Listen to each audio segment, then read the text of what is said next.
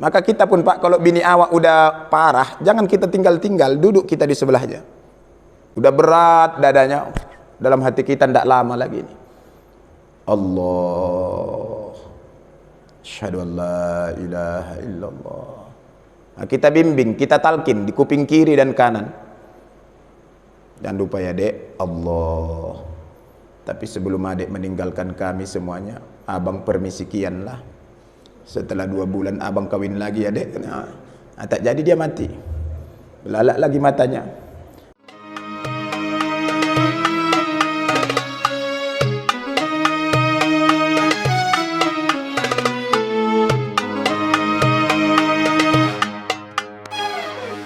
Siapa itu Jibril? Jibril ini bosnya para malaikat. Jadi kalau di Medan ini ada Pak Bobi Nasution sebagai wali kota, maka di dunia malaikat ada pucuk pimpinannya Pak. Siapa itu? Jibril.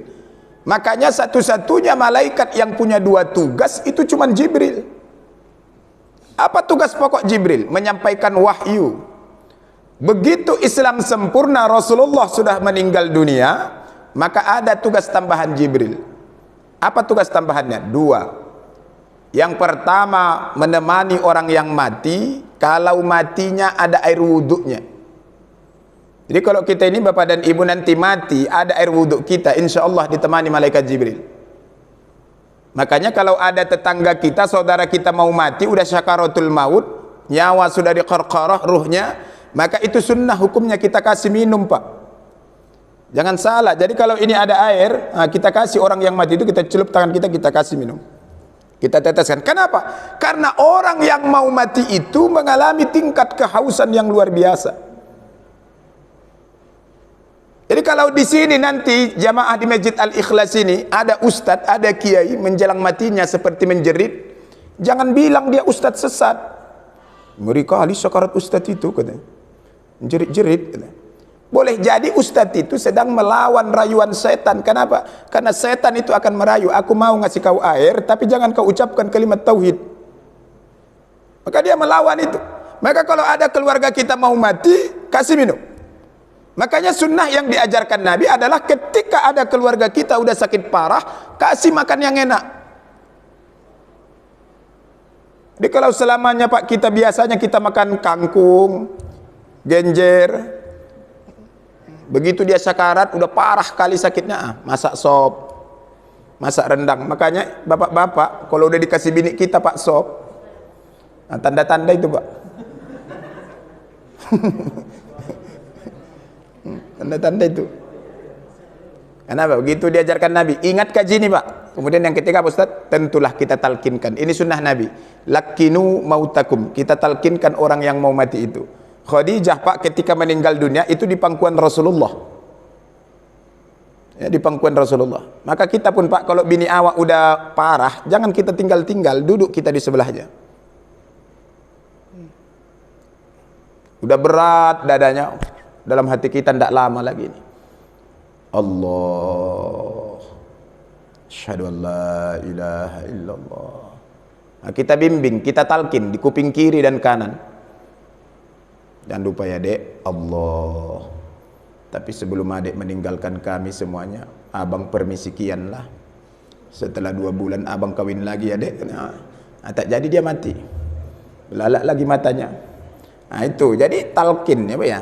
Jadi yang pertama malaikat Jibril itu apa Ustaz? Menemani orang yang mati, tapi kalau matinya ada air wuduknya. Sedemikian penting wudhu ini sampai-sampai nanti Nabi di yaumil akhir mengenali kita dari air wuduknya. Wudhu ini penting. Yang kedua Ustaz Ali, memviralkan manusia di langit walaupun manusia itu tak terkenal di bumi. Siapa contohnya? Uwais Al-Qarni. Uwais Al-Qarni ini siapa? Orang Yaman, orang miskin, tukang angon unta. Dia bukan siapa-siapa, tapi dipuji penduduk langit. Kenapa? Dirawatnya mamaknya dan digendongnya mamaknya dari Yaman sampai ke Mekah. Itu Uwais Al-Qarni.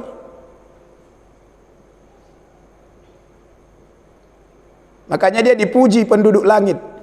Makanya kita pun yang tinggal di Medan ini, mungkin kampung kita ada di Labuhan Batu, ada di Tapsel, ada di Langkat, kita ke Medan ini merantau. Kalau masih ada emak ayah Hawa, telepon tiap hari.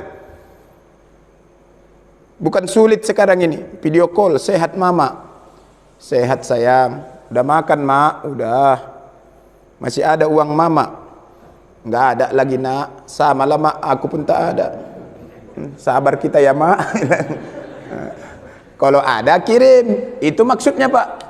Kenapa? Demi Allah. Ada masanya nanti kita kepingin memberi sama emak kita, ndak ada lagi. Kenapa? Udah mati. Saya lebih sering mengatakan mati daripada meninggal. Kenapa Ustaz? Karena di Quran itu yang ada cuma bahasa mati. Inna salati wa nusuki wa mahyaya wa mamati. Bukan wa meninggal katanya di situ, mati. Ustaz nanti mati, mati. Ini adik kami ini mati. Ini bapak yang berkumis sana mati juga, mati pak. Bukan berarti berkumis tidak mati. Mati. Kadang-kadang yang berkumis lebih cepat pula matinya pak.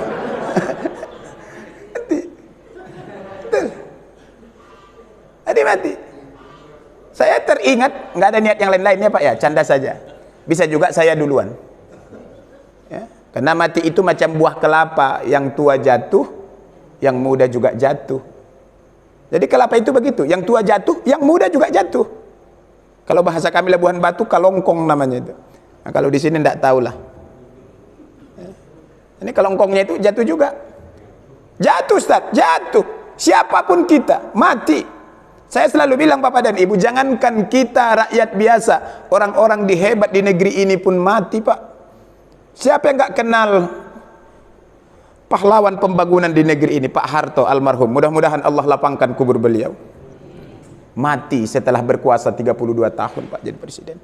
Guru bangsa kita yang lain, Gus Dur, mati. Ustadz mati. Siapa nggak kenal guru kita Zainuddin MZ, Syekh Ali Jaber, Kiai Haji Arifin Ilham, Ustadz Jepri Al-Bukhari, mati Pak. Itu ustadz. Artis-artis mati. Siapa nggak kenal Nike Ardila, Kembang Kota Bandung tahun 92. Kecelakaan di salah satu jalan di Bandung, mati.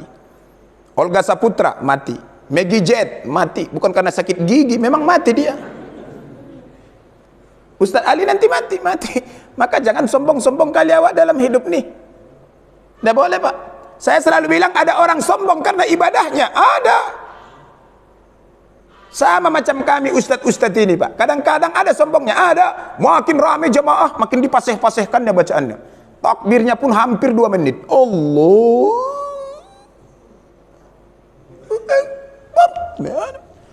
Maka kata Imam Ali, kalau engkau beramal ibadah di tengah-tengah keramaian, sementara di kesunyian engkau tak beramal ibadah, maka sesungguhnya dengan nyata amal ibadahmu bukan karena Allah.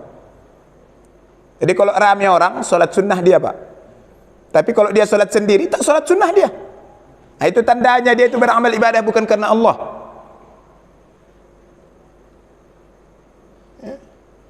Itu orang sombong karena ibadahnya. Siapa contohnya? Lagi orang sombong karena ibadahnya, Haji Muhyiddin.